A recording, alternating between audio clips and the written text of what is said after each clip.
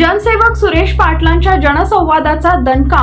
घोंगडे वस्तीत विकास कामांना होऊ लागली सुरुवात। महानगरपालिकेत प्रशासकीय राज्य शासन असल्याने प्रभाग आणि वार्डातील अनेक कामे खोळंबली आहेत। नागरिकांना समस्यांना सामोरे जावे लागत आहे। ही अडचण लक्षात घेऊन भाजप ओबीसी मोर्चाचे प्रदेश उपाध्यक्ष, महानगरपालिकेचे माजी सभागृह नेता जनसेवक सुरेशांना पाटील यांनी प्रभागात जनसंवाद सुरू केला। यात नागरिकांनी समस्यांचा पाढा वाचला। या तक्रारी महापालिकेला पोहोचताच प्रभाग क्रमांक 3 मधील घोंगडे वस्ती परिसरात विकास कामांना सुरुवात केली जात आहे।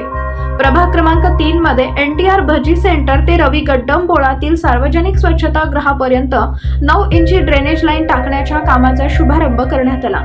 जनसेवक सुरेशांना पाटील यांच्या नेतृत्वाखाली रवी गड्डम व संदीप महाले यांनी पुढाकार घेतल्याने महापालिका आयुक्त शेतील तेली उगले, झोन अधिकारी जेई यांनी या कामासाठी निधी मंजूर केलाय।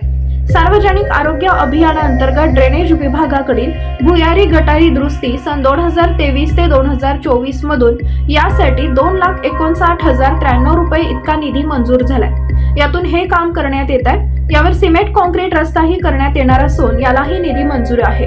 जनसंवाद कार्यक्रमात नागरिकांनी सुरेशांना पाटील यांच्याकडे सुचवलेल्या आणि समस्यांबाबत केलेल्या तक्रारीचा निपटारा महानगरपालिका करत आहे।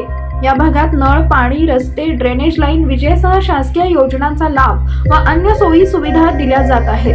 प्रशासक राजवट असल्याने नगरसेवकांना कोणतीच कामे करता येत नाही।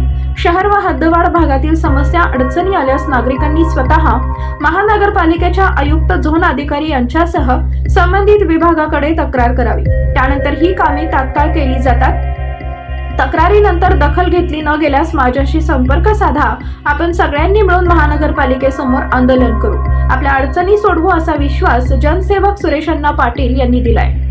भाजी मार्केट येथे या ठिकाणी खरं तर 40 वर्ष 50 वर्षापासून या ठिकाणी लोक राहत असतात, परंतु लोक राहत असताना या भागामध्ये ड्रेनेज लाईन नाही आहे। ते ड्रेनेज लाईन प्रशासकीय राजवट लागू असताना माननीय आयुक्त आणि विभागीय अधिकारी आमचे जेई यांनी महानगरपालिकेच्या मेंटेनन्स म्हणून 2,50,000च्या वर या ठिकाणी निधी मिळालेला आहे। खरं तर हे महानगरपालिकेचं कामामुळे मिळालं आहे। कोण असं म्हणू नये की माझं श्रेय तुझं श्रेय। इथल्या नागरिकांचं मागणी आणि रवी आणि संदीपचं सारखं पाठपुरावा या मागं अधिकारीच्या आमच्या मागं लागून हे मंजूर झालेलं आहे। या कामाचं सुरुवात आता झालेलं आहे।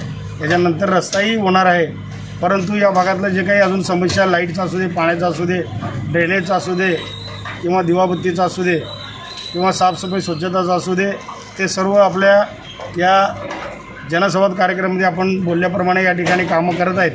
जर या ठिकाणचे कामं होत नसतील तर आपण अवश्य माझ्याकडं आणि आपल्या अधिकारीकडे तक्रार करावं। हे सर्व कामं आता प्रशासकीय राजवट लागूमध्ये या ठिकाणी एवढं सांगायचं आहे, या प्रभाग क्रमांक 3 मध्ये ज्या ठिकाणी पाण्याचं लाईन नाही, ज्या ठिकाणी ड्रेनेज लाईन नाही, ज्या ठिकाणी रस्ते खराब झालेले आहेत, ते सर्व कामं जर आम्ही नगरसेवक करत नसतील नगरसेवकाची अज्ञात होत नसतं आहे, परंतु महानगरपालिकेचे आयुक्त आणि आमचे विभागीय अधिकारी आमचे जेई यांना वरिष्ठांनी सांगितलेले आहेत, ज्या भागात हे सर्व समस्या असतील ते सर्व सुचवा।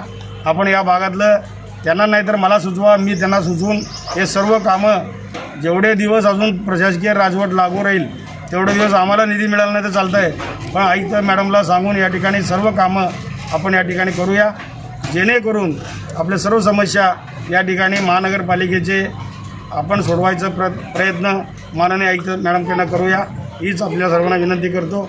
आणि ज्या ठिकाणी लाईट आणि पाण्याची समस्या आता राहून आमचं आलं की नाही मला माहीत नाही, त्यांना सांगून आपण सर्व कामं करून घेऊ आणि लगेच लाईट ऑफिसला